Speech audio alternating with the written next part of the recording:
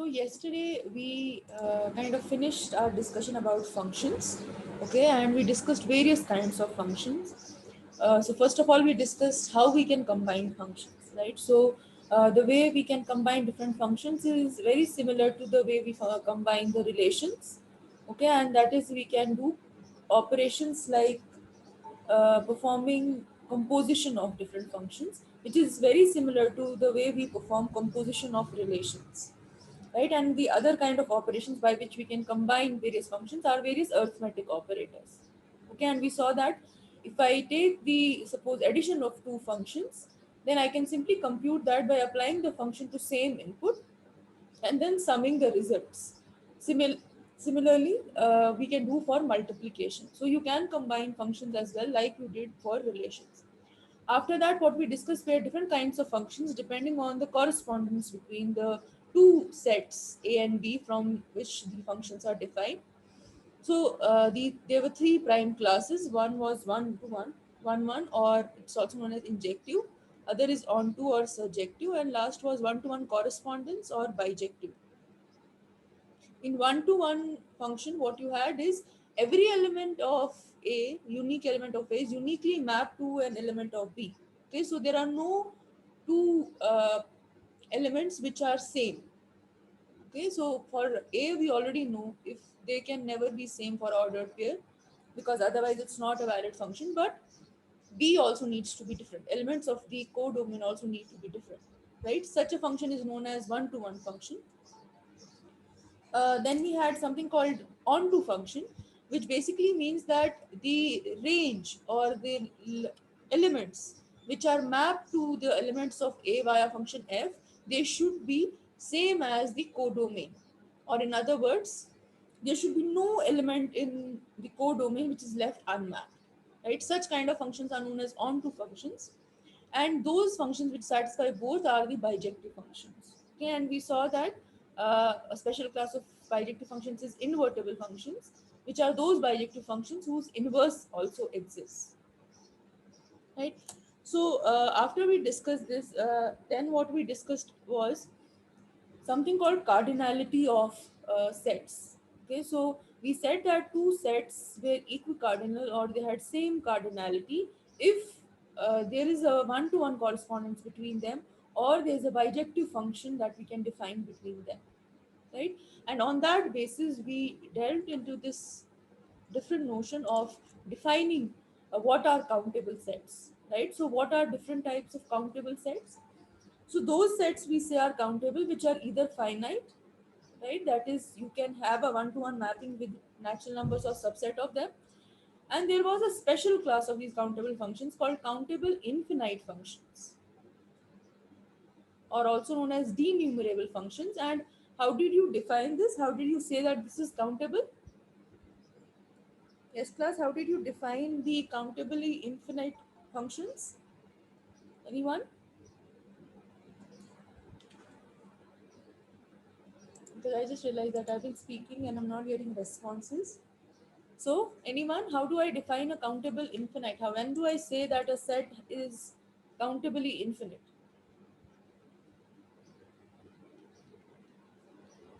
Hmm? Yes, anyone recalls? When do we say that a set is countably infinite?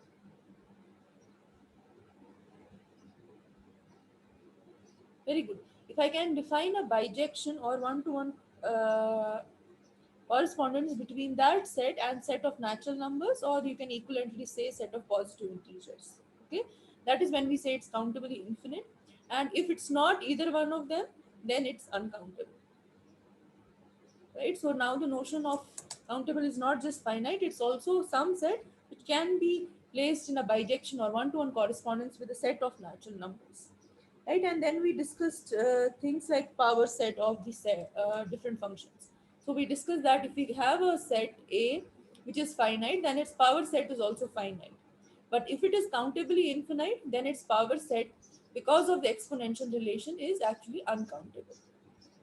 Right? And we'll see some applications of this fact today. Okay, so that is where we had ended up our basic content of lecture module 1. And what I'm going to discuss today is very important aspect of this course. As I had told you in the earlier sessions, some of our first lectures, how and why is this relevant? Why you as computer science students are studying sets, relations, and functions when you already have some basic idea in your high school maths, right? Why is it important for a computer science or IT student? Okay, that is what we'll discuss in today's class. What are the different applications where these things are relevant, and hopefully we'll try to finish it by today. Okay, any questions in whatever we had discussed up till this point? Yes, class. Any questions till this point, class, before I move ahead? Okay. Okay, so let us start with first application of sets, relations, and functions. And let's start with the basic one itself, the sets. Okay, so sets are a very powerful tool in your computer science field or IT field because the data structures that you study, most of the data structures that you study, they can be thought of as an implementation of sets. Okay, you can always think of different data structures as a way of implementing sets with particular focus on improving your set operations. Okay, and there are different possible ways by which you can actually represent sets in your programming, right? Can you think of any representation by which you can efficiently represent sets? Like if I give you any set, like the sets we have been studying, say this, and I have to perform various set operations, say union, intersection, symmetric difference, any efficient way that you can think by which I can represent these sets and get my job done? Yes. Forget about efficient, it could be non-efficient also. Think of any trivial way, what, like based on what you have studied in C programming. Excellent. Array is what Jamil is suggesting. Yeah, so C++ already has sets, that's true. But array is like one of the basic things that you can think. List is also, right? Right, and you will see that the most common way by which sets are presented actually takes the cues from arrays and lists only. Okay, great. So let us see how do we represent sets. Okay, so one trivial way of representing sets could be that I set them in some unordered fashion, and by unordered I mean they, I just randomly place them without doing any sort of ordering to them. And if I then do the operations of union, intersection, and difference, then it would be time consuming. Okay, what I mean to say is, suppose I have a function, say A.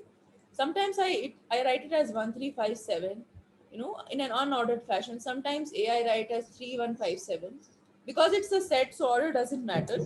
But if I'm going to do represent set also as an unordered function, okay, then it's going to be very time consuming to do the union, intersection, all of those functions, because every time I have to search the entire list or entire array to check what is the ordering. There is no efficient method by which I'm sure of an ordering, and it can ensure me quicker operations, right? That is why like one of the possible solutions to represent sets in computer science is as follows. Okay, so what you can do, you can assume your universal set to be finite, which is always true, because whenever we are representing our sets in a computer, we know our computer is finite, right? We cannot have infinite memory. So we consider our universal set to be something reasonable, which is definitely not larger than our memory. And then what we do, we specify some ordering of the elements. Okay, by ordering I mean my set could be anything. Suppose it's the name of the students, okay, XYZ. So set could be anything, but what I am doing, I fix their ordering. Okay, by ordering I mean I am going to fix that X will always be at first place, Y will always be at second, and Z will always be at the third place. Okay, so I define some ordering A1 to AN, so that whenever I have to take, so this is my universal set, suppose if I have to take any subset from this, what I'm going to do, I am going to just efficiently represent them by a single bit string of length n.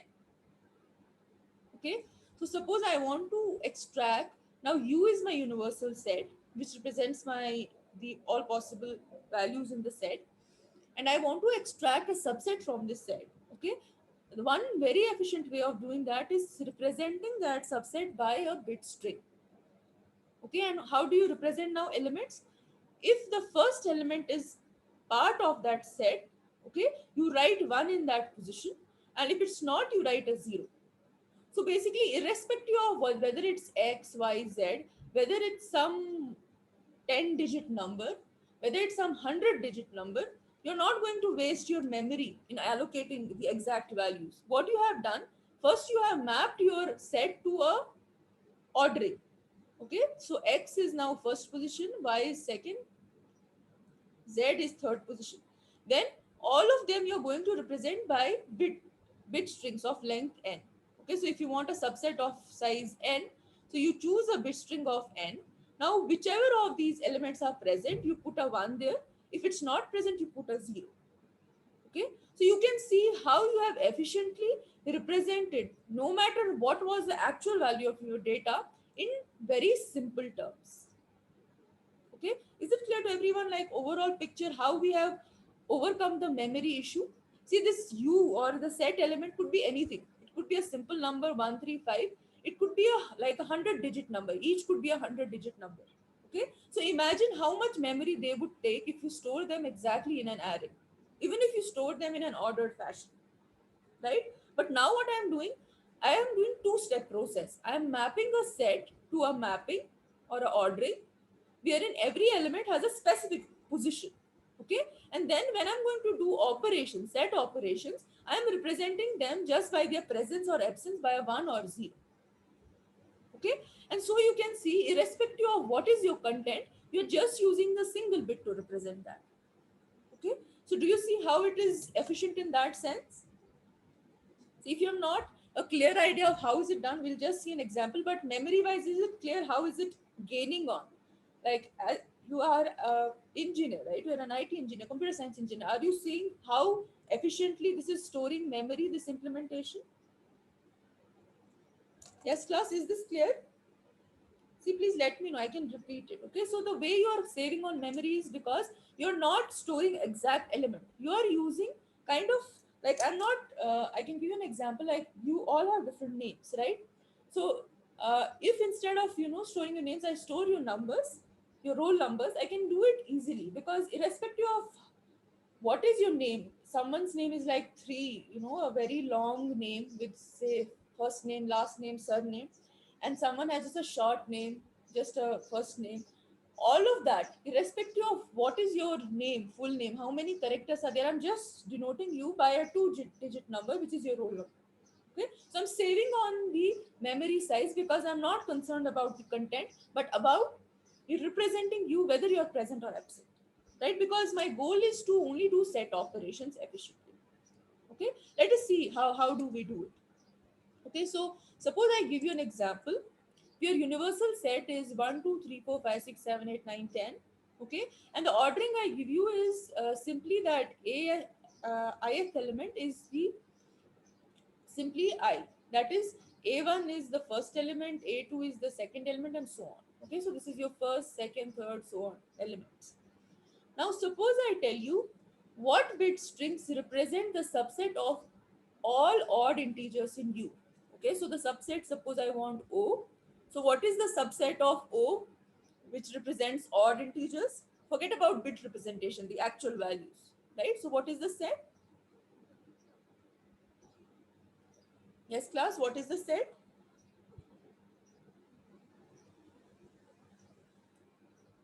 Come on, class, you have studied the full set theory.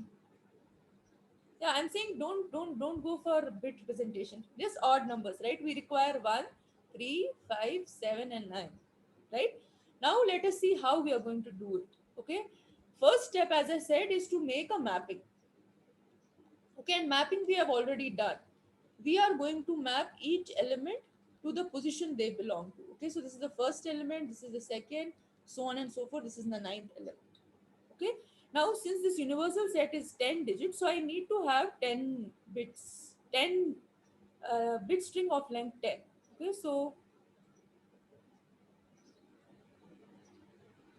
Okay, why I did 442? Because in general our computer is based on word, okay, which normally considers, normally try to form 4-bit groups. Okay, so now each one of them is a position: 1, 2, 3, 4, 5, 6, 7, 8, 9, 10. Okay, now I have to see first position is of number 1. Okay, is number 1 present in this subset? Or yes, it is present, right? So I'll write a 1. Is 2 present in this subset? No, it's not present. So I'll write 0, right? 3 is present, so 1. 4 is not present. 5 is present. 6 is absent. 7 is present. 8 absent. 9 present. 10 0. Okay? So this is the equivalent bit string representation of your odd subset. Okay? So you can see how much memory would you require if you had to store O, right? I don't want to calculate exact memory, but it's definitely larger than this, right? And imagine these numbers to be something like a 40, 100 digit numbers, right? So 100 digit 10 numbers compared to just 10 digits, just 10 bits, right? So there's a huge memory conservation that you're doing, right? Similarly, can now all of you try and tell me what are the what is the bit string notation for the set of even integers? Do the same thing. Write what are the subset members and do the mapping, and just write a 1 where it's present and 0 where it's absent. Excellent. It is just the complement of it, right? 1 is absent, 2 is present, 3 is absent, 4 is present, 5 is absent, 6 present, 7, 8, 9, 10. Right? Excellent. Now, what about the last one? Subset of integers which do not exceed 5.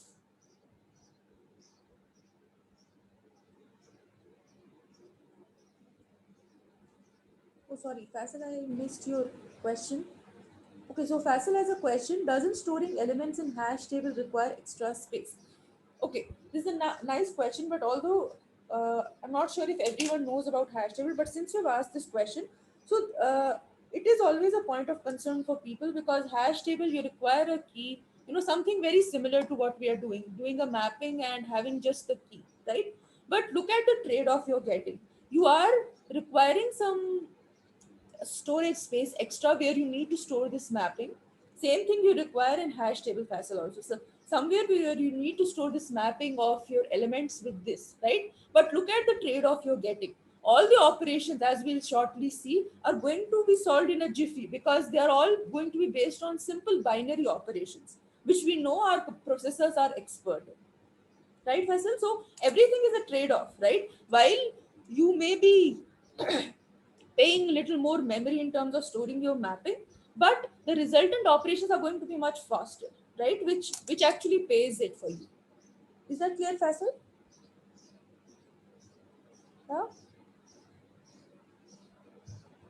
Okay, great. So all of you have written the correct bit string. So for this set, it's simply 1, 2, 3, 4, 5 are on, and all others are off.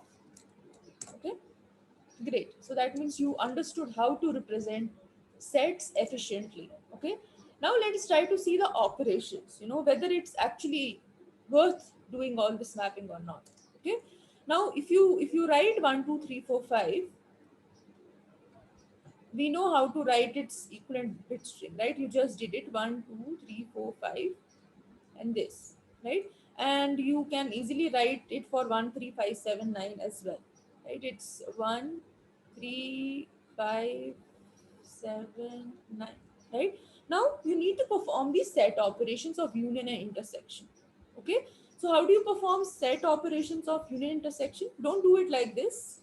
Okay, this we already know, this is standard. Don't do it. Let's do it using the bit strings, right? Yes, we need to do bitwise OR. Okay, but mapping it back to set theory, when I say union A union B, what do I say? Because I've not yet discussed Boolean algebra with you, so I want to talk in terms which you already know. When we studied union A union B, what did it mean? It means that element belonged to A or it belonged to B, right? So in either of the case, whether it belong to A or belong to B, it belong to union. Okay. Same thing applies here in what correctly Jamil pointed out is known as a bitwise OR, which is equivalent to union. That is, you say that bitwise, when you do a bitwise OR of two functions, it is exactly the union operation. Okay. It will be one when both of them are one, or even if one of them is one. Okay, because you are choosing one of them, but if both are zero, then it's zero. Because what does it mean? If the element is zero, means the element is not in A, it's neither in B, so definitely it will not be in union, right? If element is in A as well as in B, then definitely it will be in union, right? Similarly, if element is in A but not in B, will that element be in union? Like by the definition of what you have studied in union, if I have some element X which is in A but it's not in B, will X be in A union B?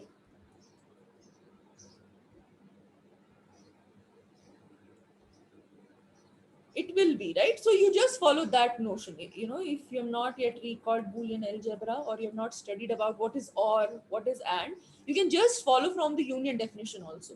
What we are seeing here is, we know presence of one means the element is there. Okay, zero means element is not there. And similarly, you can check whether the element will be in union or not. Okay, so element is in both sets, so element will be in their union also. Okay. Similarly, element is in set A but not in set B, but still it will be in union. Okay. So can you tell me what is the list or binary string you will get from union? Okay, just apply this idea that if element is present in either one of them, it's going to be present in union. And if it is present in union, so there you will have a 1, right? So tell me what is the string that you get when you apply the union operation of these two strings?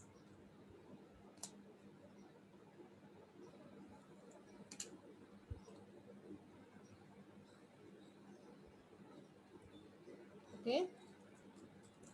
Okay, so let me just quickly follow. 1, 1, both are present. 1 is present, both are present. None of them are present, so 0. One of them is present, none of them are present, 1 and none. Right? So now if you map it to the set, right? So what is this position? 1, 2, 3, 4, 5, 7, 9. Right? And if you take the union like this, you know, directly using numbers, that is what you would expect, right? 1, 2, 3, 4, 5. These are same, 7 and 9, right? So you can see how you have been able to very simply achieve using a simple bitwise OR operation, which, just to remind you, is a very efficient operation for processors. You were able to do simple set operation, right? Similarly, now can you do intersection? Remember, what is A intersection B? X should belong to A and B. That means only if you have 1 in both, then you get a 1 in intersection, right? Because for an element to belong to intersection, it should belong to both. Otherwise, it will be a 0. Okay. So can you just quickly attempt that? What is the intersection string?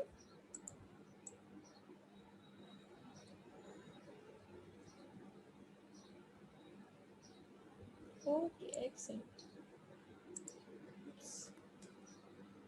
Okay, I want others also to try it. Okay, so simply as I said, we say that an element belongs to A intersection B if it belongs to both. Okay, and belonging here means, in the mapping sense, both should have a 1. Okay, so both have a 1, so here you have a 1. Here only 1 is 1, so 0, 1, 0, 1, 0, 0, 0, 0, 0. Okay, so what is the set you get? You get a 1, 2 is not there, 3, and 5, right? And if you take the intersection of these two, you can see these are the common elements. Okay, is that clear? The efficient representation of sets in computer, is it clear to everyone? Yes.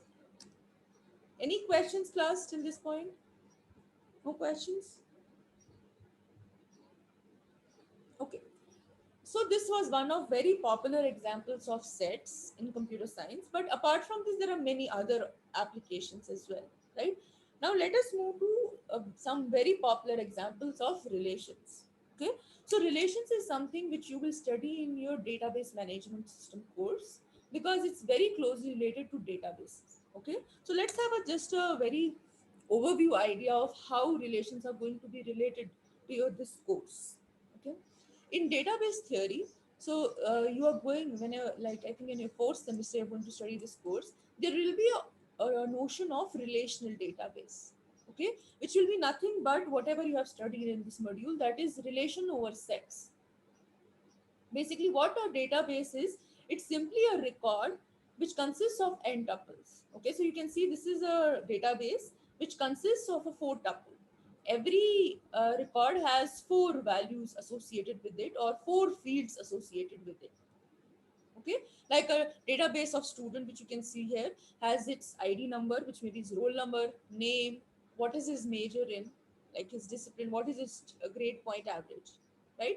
So every record we have for a student is an n tuple, which in this case is a four tuple, which consists of four different kinds of values, right? Now have you studied anything so far in the relations which can represent this very neatly?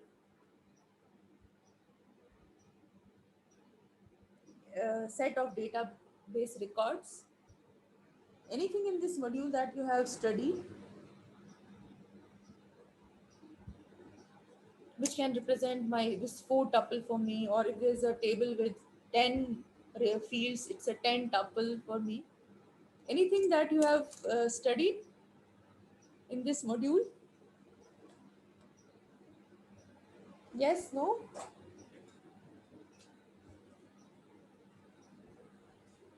Yes, class? You can make guess, it's okay, it can be wrong, it can be correct.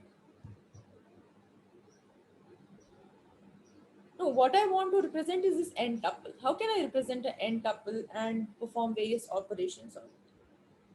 Yes, it is. It's also a relation, but not exactly A cross B. It's a binary relation. So, what kind of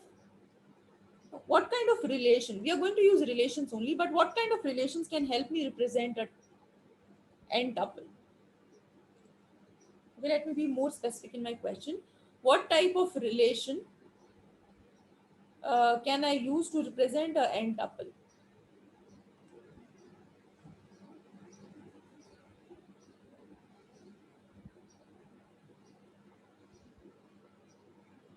It's simple. It's n-ary relations, right? Yes. Jam- So basically, what I need is simply a n-ary relation, right? And that's exactly what these databases are made up of. Okay, so if you want to represent databases efficiently in your system, you actually can do it using n-ary relations. Okay, and in n-ary relation, each row is said to represent your record, and each column is said to represent your attribute.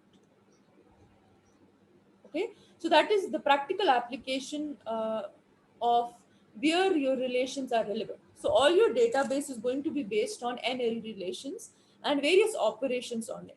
Okay, in particular, let's have a look at some operations. So in general, whenever you have an n-ary relation, you will have a domain and you have a codomain. Okay, in general, whenever you talk of n-ary relation in context of databases, you have a special value in domain which is called a primary key.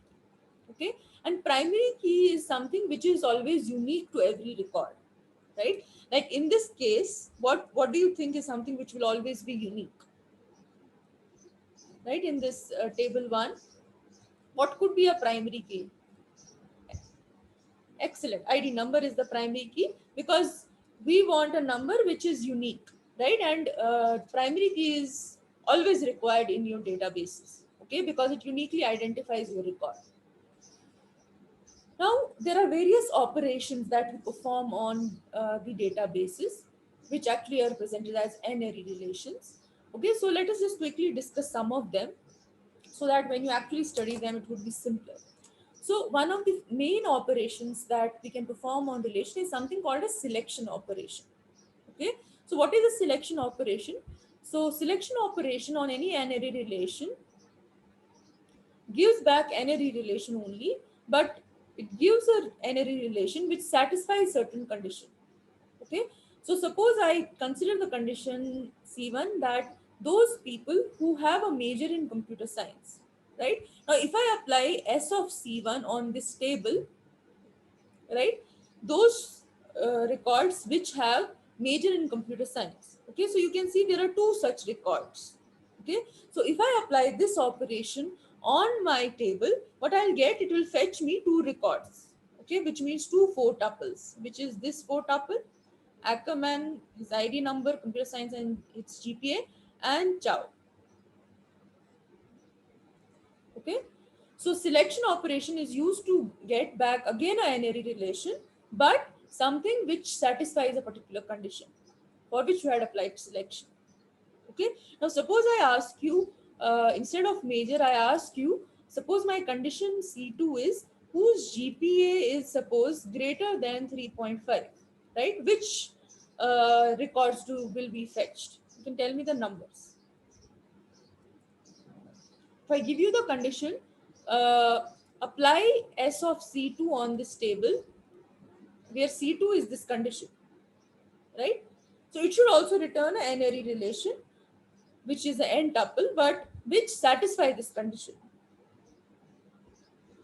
right? So clearly, first and fifth satisfies it. Okay, so this is like very simple condition. Okay, but what you can do, you can also apply, since it's a relation, can I apply set operations to relations like union, intersection? Can I apply that? Yes, no. Can we apply set operations to relations? We can apply, right? So I can also have a union, or suppose I say the major is computer science. Then what would be your reply? What is the resultant answer? Will it change? Be careful of what I'm asking. Okay, I said GPA should be greater than 3.5. Union, major is computer science. Okay, it's a union, it's not an intersection. Okay, which means either this condition is satisfied or this condition is satisfied. Okay, so those who have GPA greater than 3.5, they are already in, right? Now we also have to see major in computer science, which is also 3, right? So it makes it 135. Very good. Now suppose I replace this by intersection, then would your answer change? So one of the conditions, common, both conditions should be satisfied, right? So only first will satisfy. So you can see how we can apply same operations on the database also, what we have been studying so far. Okay, only the content is changing. Okay, so this is selection operation, wherein you map your given n-ary relation to other n-ary relation, but which satisfies particular condition. Okay, is this clear? Selection operation. Yes, class, is this clear?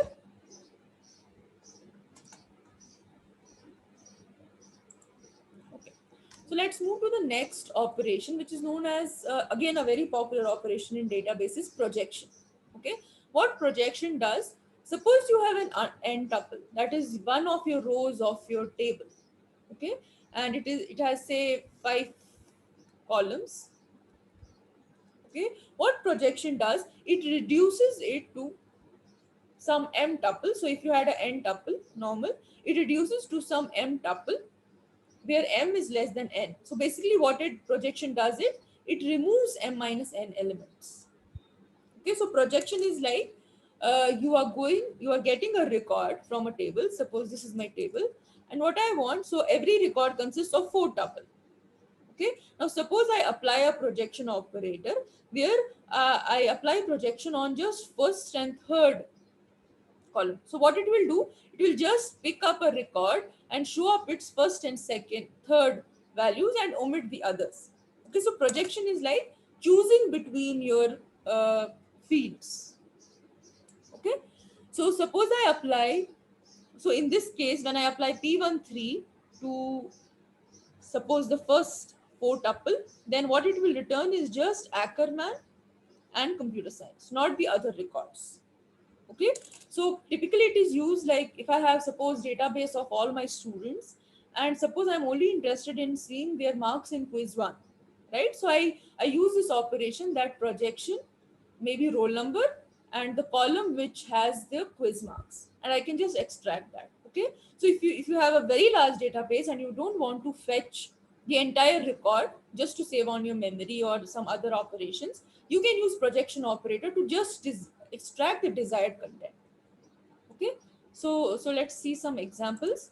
So suppose I ask you to apply projection operator 1 comma 3 on this 4 tuple, right? What would be the resultant answer you get? Remember, projection means removing the uh, remaining tuples and only showing the one which you are interested in, right? So if I apply projection p13 on this tuple, what will be the resulting tuple?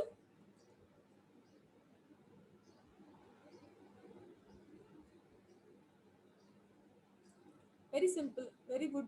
It will be just 2 comma 0, right? Similarly, if I apply same projection to this, so what will be the resultant tuple? It will be just Jane Doe and geography. These will be omitted, right? Similarly, if I apply it on A1, A2, A3, A4, it will only be A1 and A4, sorry, A3, and others will be omitted. Okay, so projection operation is used to select a particular, some small subset of values from your given values. Okay, so let me just show one more example. So suppose I am using this.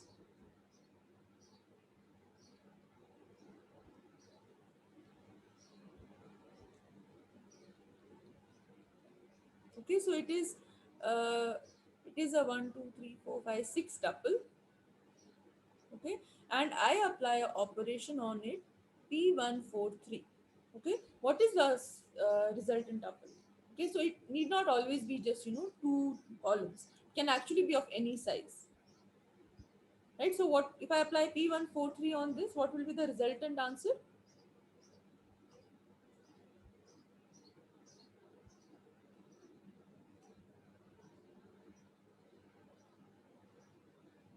Yes, class.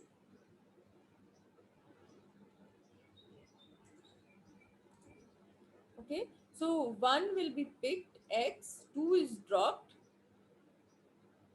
3 is Athens, and okay, and basically you'll get Utah and Athens depending on whether your projection operation is going to preserve order or not.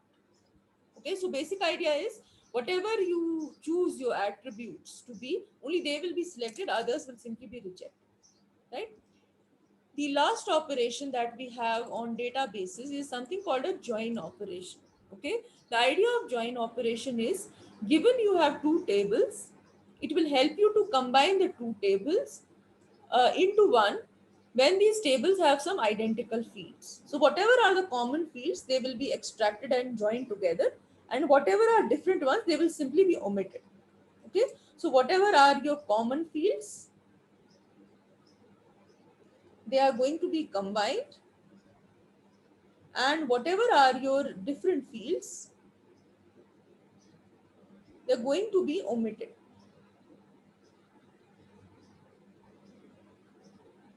Okay, so first of all, if you are doing a join of a table, the column headings or the fields will always be combined. Okay, so you will have to take a union of them. That means the table will have professor, it will have department, it will have course number, it will have room, and it will have time. So it's a join of these two tables. Okay, but now out of these records, only those will be taken which are present in both. Okay, so can you tell me, is there some record which will not go in the join table? Okay, in general, it's always good to see the primary key, because primary key is something which is unique. So you can decide on that basis which primary keys on both these tables, right? Or which go with the IDs which are common in all both of them, only they will go through. Okay, is there any ID which you think, or any record which will not be there in the common table?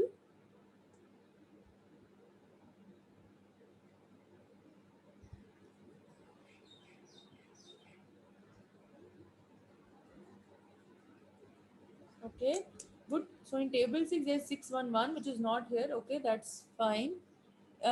Anything else? In table 5, is there something which will be missing? Okay, so 335 is here, 412 is here, 501 is here, 617 is there, 544 is there, 551. Right? 551 is also missing. Right? So basically, these two records will not be there. Rest, all of them will be combined. Right? So here is what you will find the join result. Cruise, zoology, 335. Okay. Then what are its room and timing? So zoology 335 was 8 and 9 a.m. Okay. So the join performed is consists of those entries which are identical to both of them. If one of the entries is not in the other table, okay, then it simply drops them off. This is very relevant in practical databases, like suppose some college has made a database and there's some other department who has database and you kind of want to join it, right? So you can use this kind of join.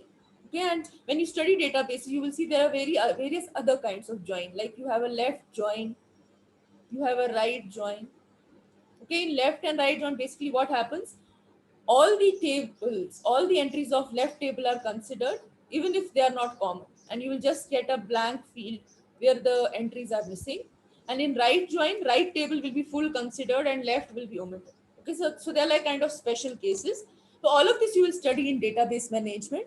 But what I want to highlight here is when you study them in database management, okay, you will be studying all these operations: selection, projection, or join. You will be implementing them using a language. Does anyone know what kind, any language by which we can apply all these operations? Anyone has ever studied or heard about any language which we apply on databases? Excellent, Avi. SQL, structured query language. Okay, so SQL is all about applying these operations on your tables. Very good, Udevi. Right? So SQL is nothing like when you study database management, you are just going to use formulas, select and apply this on this, right? But at the back end, how does it work? That is where lies this course, right? It's all based on n-ary relations and applying set operations on them. Okay, is this clear? The database and relations example, how is it relevant? Yes, class. Any questions in this?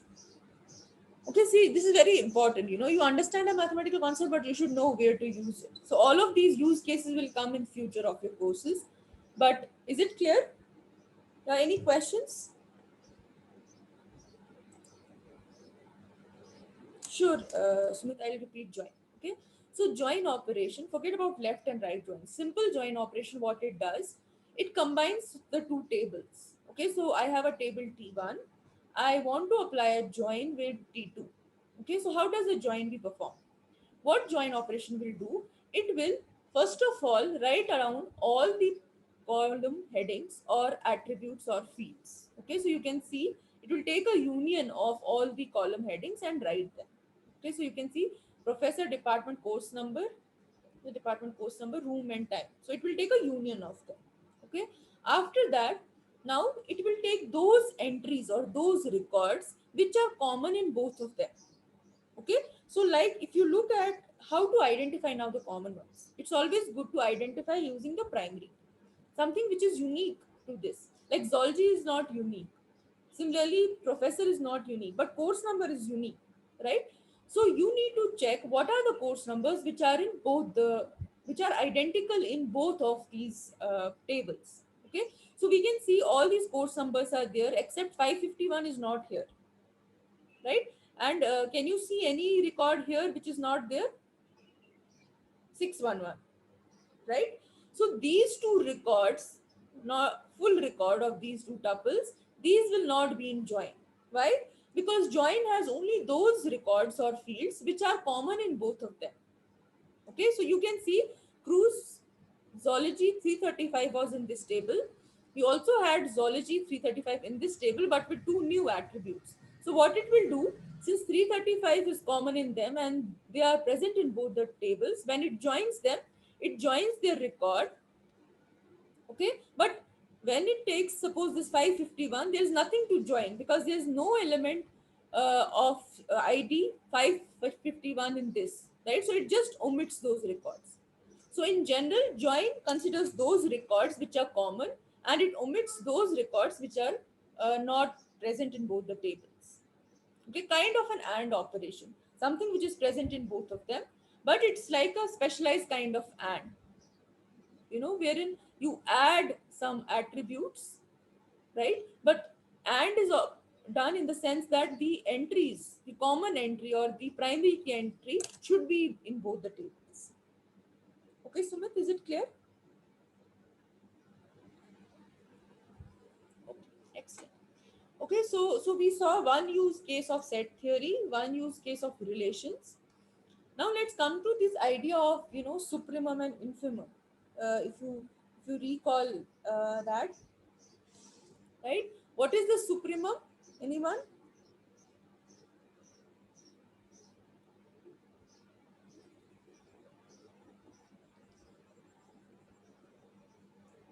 Does anyone remember what is a supremum? We discussed this when we discussed Hasse diagrams, right?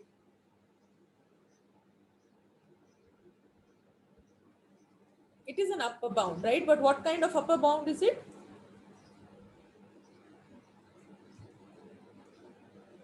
Yes, class. You don't need to forget things as we proceed. So, what kind of upper bound is it? Very good, Dhananjay. It is the least upper bound, right?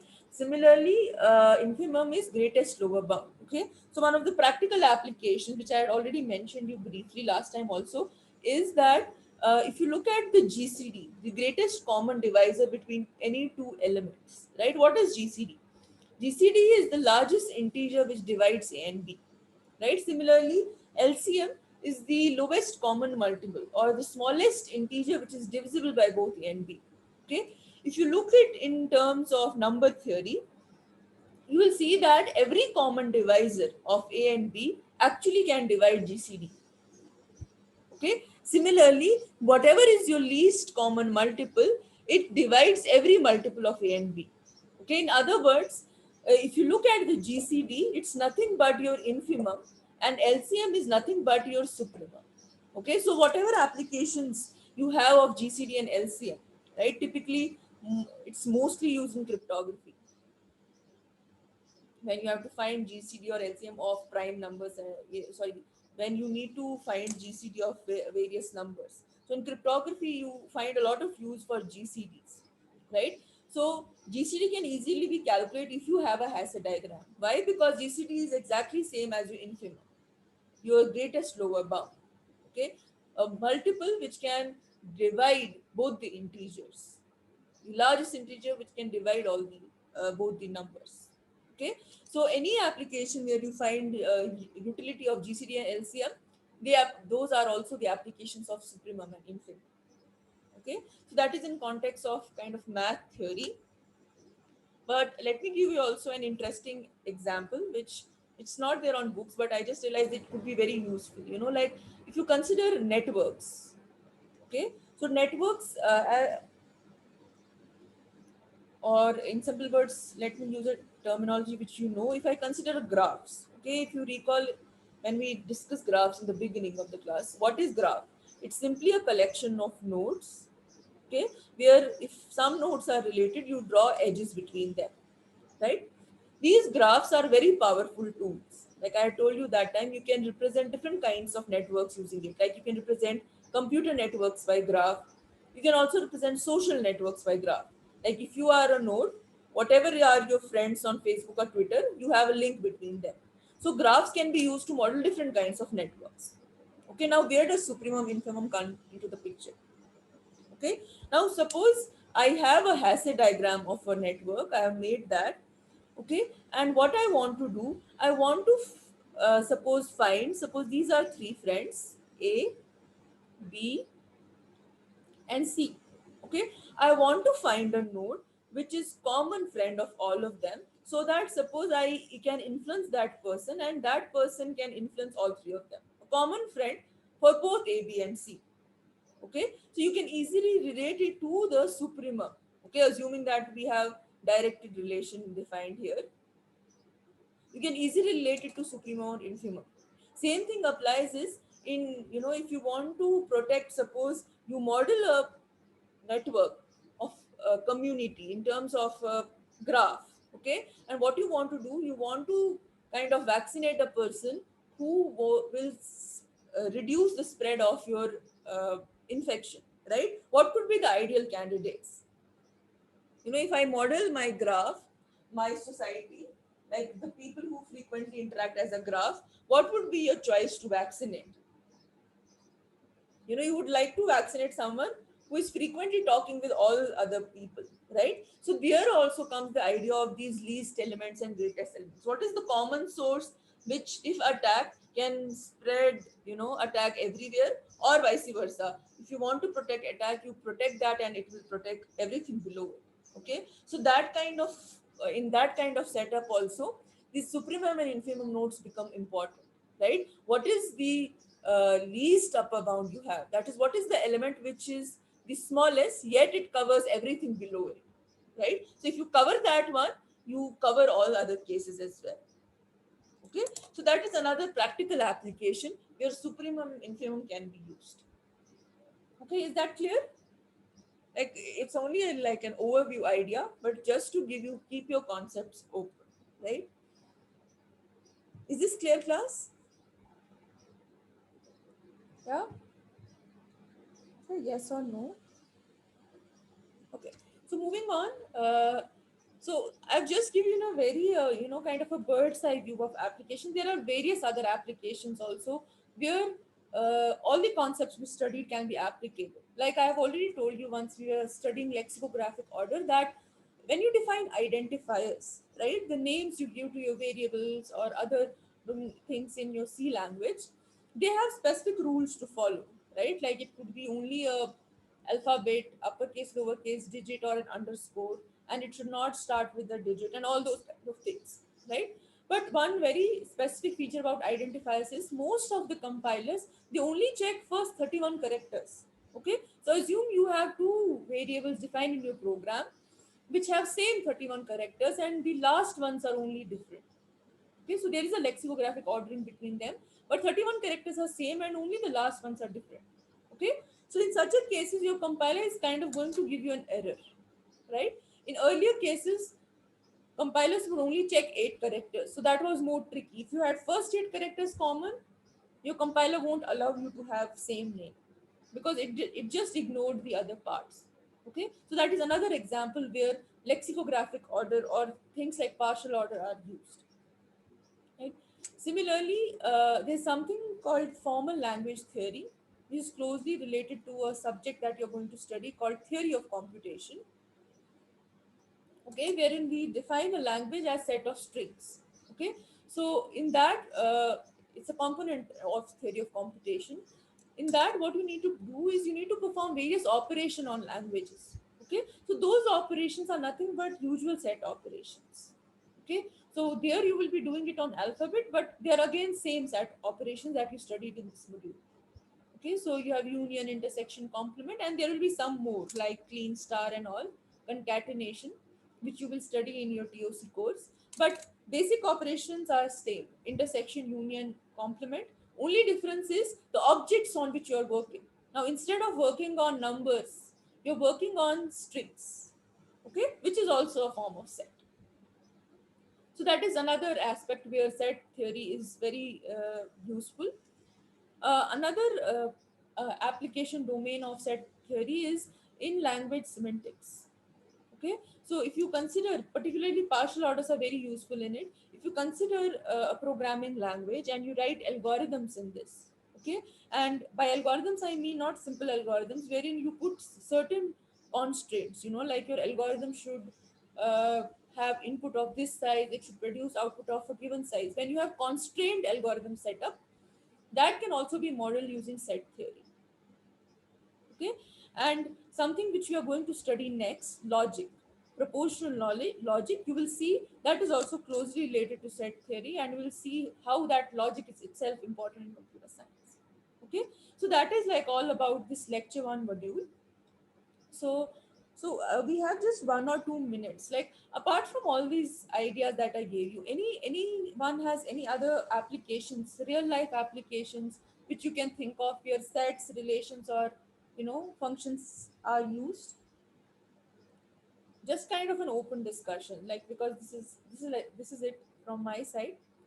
Again, this is not it. You have a lot of other applications, but I've just restricted it to these applications. Okay, data compression. So data compression, what particularly do you think, Jameel, is used with respect to sets, relations, and functions?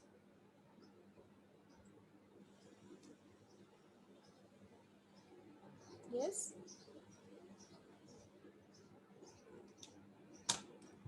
So what kind of operation or what kind of feature of set, relation, and functions do you think is used in data compression?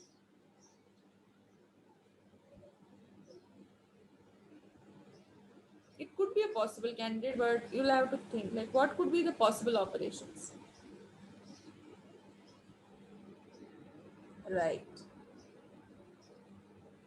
Okay, that's a good thought. Basically, you can make a kind of a hash map of your frequently used words and just send the compressed form. Fine, great. That's a great application. So graph sparsity, the graph sparsifiers or matrix sparsifiers actually exactly use this idea of compressing your matrix into a form wherein you just write the frequency of the numbers. Okay, so that is also based on set theory and this mapping. Very good. Any other example that you can think of? Other people?